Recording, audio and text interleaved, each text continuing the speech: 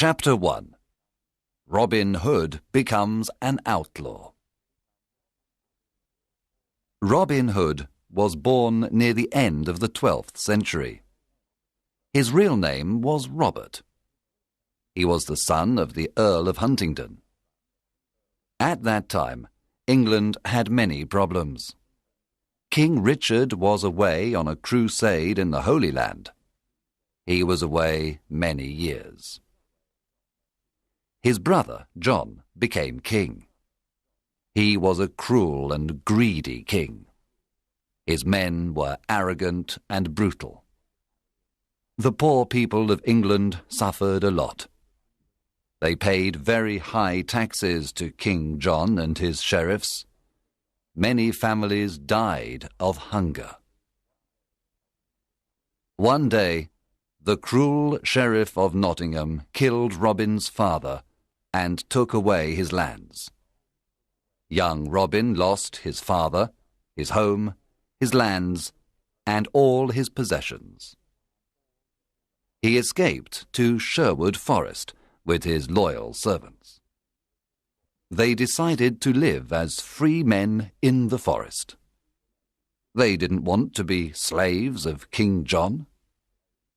However, the king considered them outlaws. When Robin and his men reached Sherwood Forest, they sat down to rest. Robin Hood smiled at his loyal servants. Then he said to them, "My friends, Sherwood Forest is our new home. Now we are free, but we are outlaws. Everyone in the kingdom is against us." "Master, we are not afraid because you are with us," said Much. "Yes, I will stay with you, but you must do what I tell you. We must not become robbers. We must never harm the poor, the old, women or children. We must respect and protect them. We take only from rich merchants, noblemen and fat churchmen. Here is my plan. When rich travellers come into Sherwood Forest, we invite them to eat with us. Then they must pay for their food. They must give us half of everything they have. We then give this money to the poor. Do you promise to do what I tell you?" Yes, we do, they cried. Robin and the outlaws lived in caverns in the forest. The caverns were a perfect hiding place. They were warm and dry in the winter. In the summer, they were cool. They were happy in the forest. They all wore green clothes and carried bows and arrows. Robin had a horn to give signals. Soon other honest men joined the outlaws of Sherwood Forest, Nat, Will Scarlet, and others. The outlaws were excellent archers. Robin Hood became the best archer in the region. In the forest, Robin and his men practiced with their bows and arrows. Chapter 2. Robin meets Little John. One day, Robin came to a stream with a small bridge. When he began to cross it, he heard a loud voice say, "I want to cross the stream first." Robin turned around and saw an enormous young man. He was very tall. "No, I was first," answered Robin. "Can you push me off the bridge?" asked the enormous man. He was holding a wooden staff. Robin cut a long branch from a tree and made a staff. Then he began to fight on the bridge. Robin was fast and light. But soon the enormous man pushed Robin into the water. He was very strong. The enormous man laughed. Then he pulled Robin out of the water. Robin started to laugh too. "You are an honest fighter," said Robin. "What is your name?" "My name is John Little." I am an honest man. I fought with good King Richard's men in the Holy Land. I made King Richard's sword and the swords of his men. He is a great king. But his brother, John, is cruel and greedy. I don't want to serve King John. I am looking for Robin Hood. I want to join his outlaws. Welcome to our merry company of outlaws. I am Robin Hood, said Robin, smiling. A friend of King Richard is a friend of mine. John Little was very surprised. Then the two men embraced and became good friends. Now that you are an outlaw, you must change your name. Your new name is Little John. Robin took Little John to the secret hiding place in the forest. The outlaws welcomed Little John with a big meal. Little John was an expert sword maker. Soon every outlaw had a new sword. The outlaws liked Little John because he was friendly and kind. At night, everyone sat around the fire and listened to his stories. He told them about his adventures in the Holy Land. Chapter 3. Friar Tuck joins the outlaws. Will Scarlet told Robin that a big, fat man lived in a cavern near a river in Sherwood Forest. One day, Robin decided to meet him. He went to the river and saw a fat friar who was fishing. "Good morning, young man," said the friar. Good day, answered Robin Hood. You are fishing in an outlaw river. The fish you catch are mine. You can fish here today, but only if you carry me across the river. The friar did not like what Robin said, so he looked at him and said, "I can carry you across the river. You are very thin. Can you carry me across the river?" Robin was surprised to hear this. Of course, I can carry you. I am thin, but I am very strong. Robin lifted the enormous friar with great difficulty. Then he carried him across the river. You are very heavy, friar, but I can carry you, said Robin. At the other side of the river, Robin said, Now, you must carry me back. The friar started to carry Robin Hood across the river. But when they arrived at the middle of the river, the friar stopped.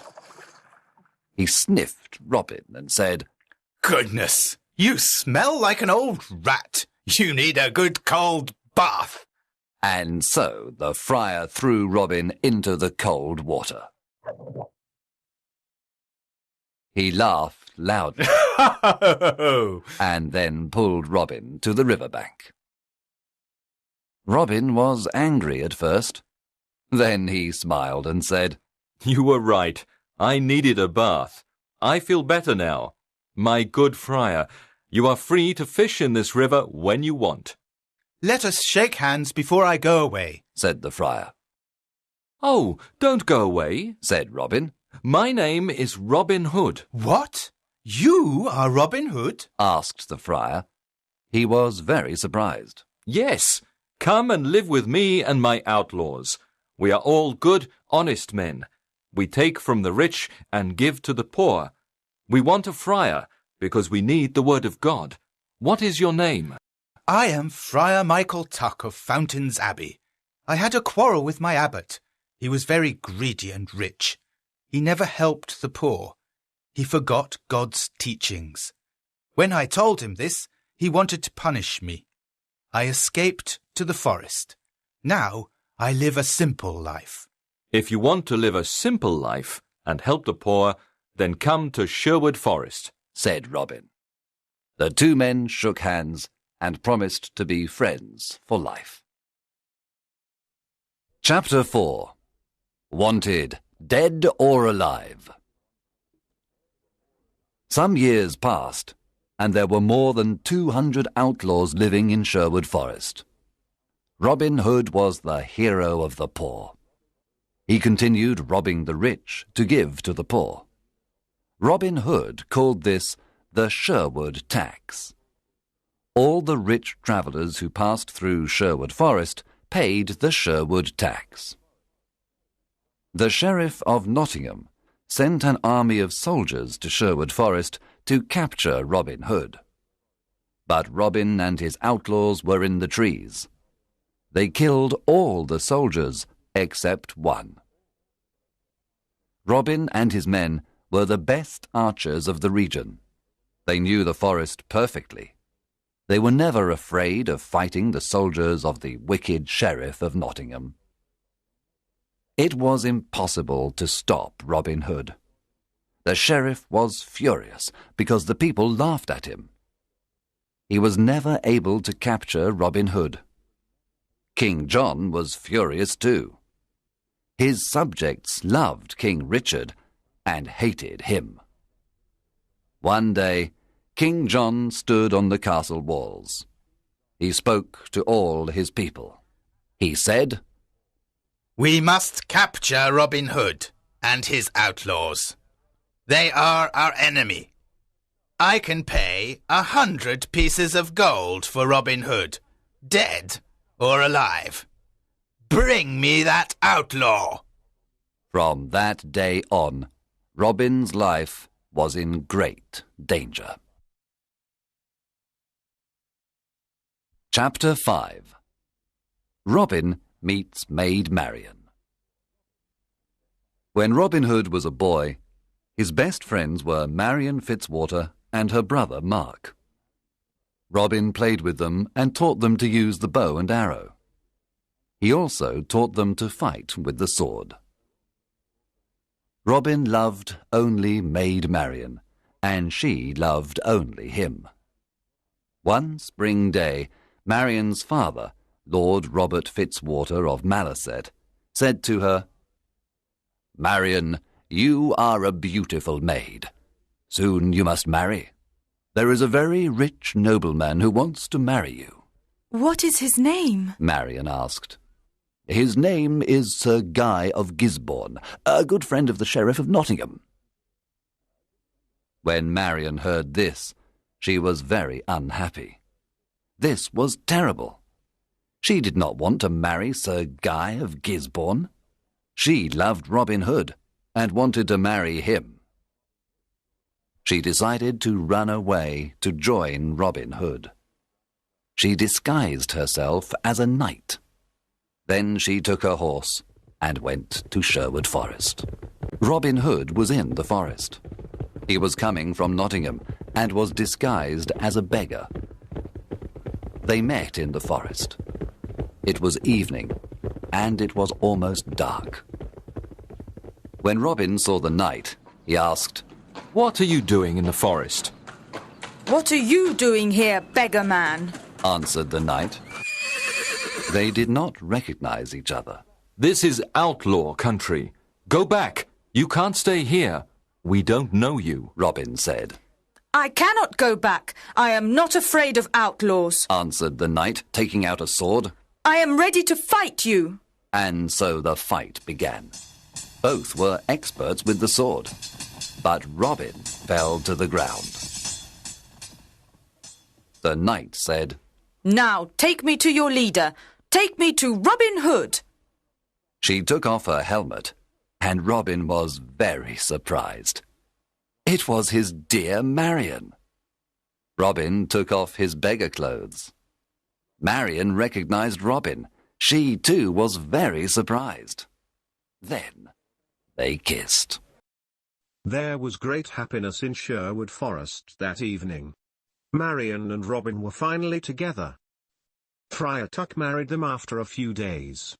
There was a big wedding celebration in the forest. Maid Marian was now part of Sherwood Forest. She was gentle and kind to all. Everyone loved her. Chapter 6. The Sheriff's Ride. Robin Hood's fame was everywhere. The people called him Saint Robin and Robin, Sheriff of Sherwood Forest. A lot of new outlaws joined Robin Hood. They were loyal to him and followed him everywhere. The sheriff's men did not want to go to Sherwood Forest to capture Robin Hood. They were afraid. The Sheriff of Nottingham was very angry. He wanted to capture Robin, dead or alive. What is wrong with my men? They're afraid of Robin Hood. They're all stupid cowards. I don't need anyone. I'm going to Sherwood Forest alone. I'm not afraid of a legend. The sheriff left for Sherwood Forest alone. He entered the dark forest and saw no one for a long time. Suddenly, a group of outlaws jumped down from the treetops. They made a big circle around the sheriff. Then they took out their swords. The sheriff was terrified. His face became white. One outlaw said, "Well, well, what do we have here? The Sheriff of Nottingham in person!" Oh, please, don't kill me, said the cowardly sheriff. I can give you everything I have. The outlaws laughed at the sheriff and said, "Our master is waiting for you." Robin Hood? asked the sheriff. Yes, Robin Hood. You are invited to eat with us. I'm not hungry. Let me go. I can give you money, gold, jewels. But please, let me go, the sheriff said. "Start walking, you butcher," said Will Scarlet. The outlaws took the sheriff to Robin Hood. Let's kill him, the outlaws cried. Let's kill this fat butcher now. Robin Hood looked at the sheriff with disgust. He wanted to kill him too, but Marion stopped him. We are not butchers like this man, said Marion. We are honest people. Sit down and eat with us, Sheriff, said Robin. After the meal, I have a surprise for you. The sheriff was not hungry. At the end of the meal, Robin said, Now give us everything you have. Money, gold, jewels. Then take off all your clothes. Get on your horse and return to Nottingham naked. Robin, Marion, and the outlaws laughed wildly. The sheriff got on his horse and returned to Nottingham. He was very cold and very angry. I must capture that Robin Hood and destroy him, shouted the sheriff. When he reached Nottingham, the people saw him naked. Everyone looked at him. They pointed at him and laughed loudly. Long live Robin Hood, the Sheriff of Sherwood Forest! They cried. Chapter 7. The Silver Arrow. After his adventure in Sherwood Forest, the Sheriff of Nottingham said to his men, I must capture Robin Hood and destroy him. How can we capture him? The sheriff thought for some time.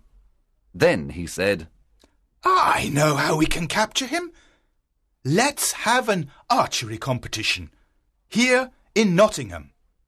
The best archers of the region always come to the competition. The prize for the best archer is the famous silver arrow. One of his men asked, But will Robin come to the competition? Of course. Robin loves challenges, said the sheriff.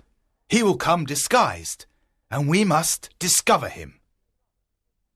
The sheriff's messengers went everywhere and told everyone about the competition. One day, Friar Tuck heard the news. He immediately told Robin and the outlaws. Robin said, I'm the best archer in the region. I can easily win the silver arrow. Oh, Robin, don't go, said Marion. It's a trap. The sheriff wants to kill you. Yes, Robin, said Friar Tuck. It's a trap. It's dangerous for you to go. I must go. I never refuse a challenge. I will disguise myself as a poor peasant. No one will recognize me. Can we come to protect you? Asked Robin's men. Yes, you can come disguised as peasants too. You can stay in the crowd, but be ready to fight if necessary. One morning in May, Robin and his outlaws went to the archery competition. When they arrived in Nottingham, the castle square was full of people. An archery competition was a special event. There were musicians, acrobats, children, lords, and ladies. There were colourful flags everywhere. All around the castle square, there were difficult targets. There were many excellent archers at the contest. They all tried to hit the targets. But the best archer was the peasant in the red cloak and hood. He hit all the most difficult targets. A crowd shouted with joy. He was the winner. The sheriff was silent. He knew that the peasant with the red cloak and hood was Robin. "Guards! Stop that peasant in the red cloak!" cried the angry sheriff. "He is our enemy, Robin Hood, the outlaw."